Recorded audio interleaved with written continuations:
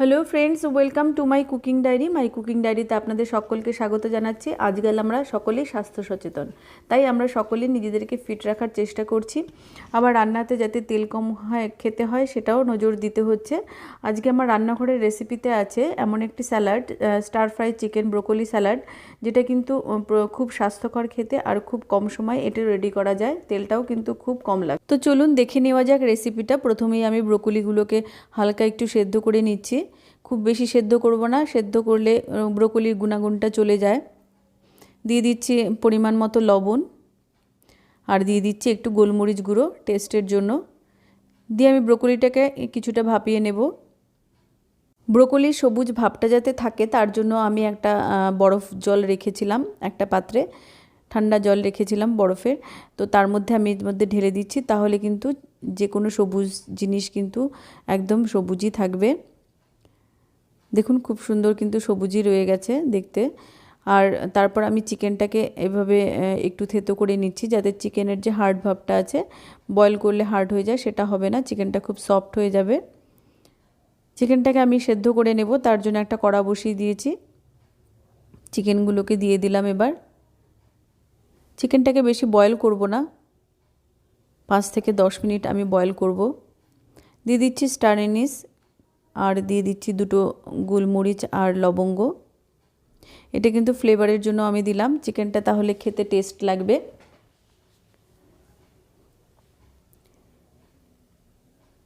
দিয়ে দিচ্ছি লবণ,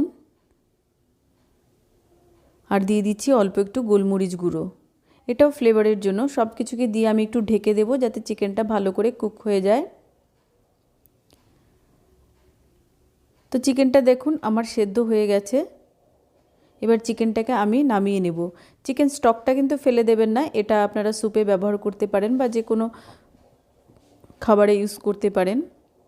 গাজরটাকে আমি এভাবে কেটে নিয়েছি, গাজরটা আর বয়েল করার দরকার নেই।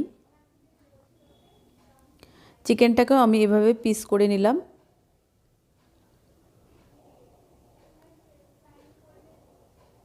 রেসিপিটা খেতে কিন্তু খুব ভালো হয়। এদিকে দেখুন আমার সব কিছু রেডি হয়ে গেছে, ব্রোকলি, গাজর, আর ওইদিকে আমি স্প্রিং অনিয়ন নিয়েছিলাম। আপনারা স্প্রিং অনিয়ন না থাকলে এমনি কাঁচা পেঁয়াজ দিতে পারেন। এবার সব কিছুকে আমি ফ্রাই করে নেব। যদি আপনারা কাঁচা পেঁয়াজ দেন তো কাঁচা পেঁয়াজটা কিন্তু আগে ভেজে নেবেন। হালকা একটু তেল দিয়ে দিয়েছি, সাদা তেল দিয়ে দিচ্ছি রসুন কুচি, রসুন কুচিটা ফ্লেভারের জন্য। এবার রসুনটাকে আমি একটু ভালো করে ভেজে নেব। গ্যাসের ফ্লেমটা কিন্তু লো করা আছে।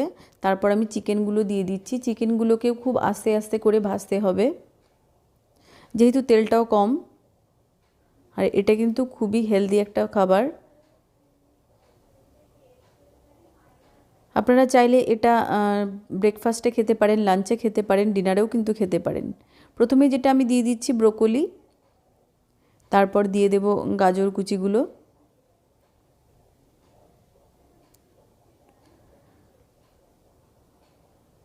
খুব কালারফুল হয় এই রেসিপিটা, সেই জন্য বাচ্চাদেরও কিন্তু খুব ভালো লাগবে। আর তাছাড়া এই খাবারটা কিন্তু বড় থেকে ছোট সবার জন্য, সবাই এই খাবারটা সহজেই খেতে পারেন।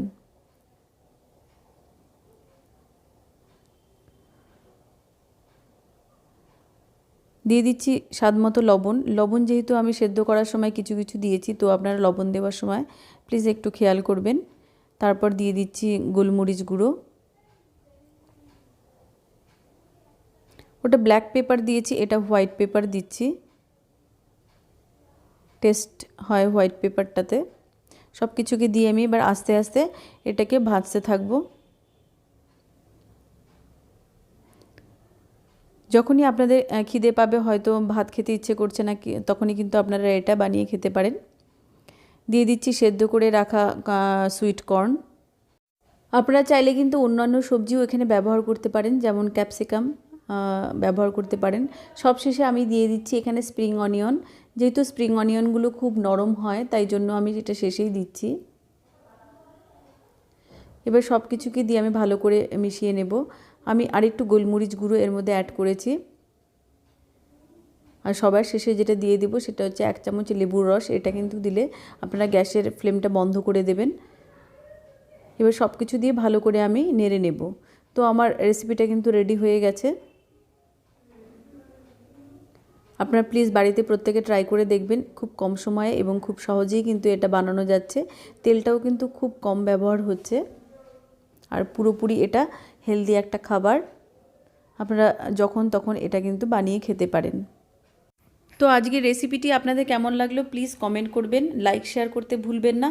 যারা সাবস্ক্রাইব এখনও করেননি প্লিজ সাবস্ক্রাইব করুন, আর যারা সাবস্ক্রাইব করেছেন তাদেরকে অসংখ্য ধন্যবাদ জানাচ্ছি।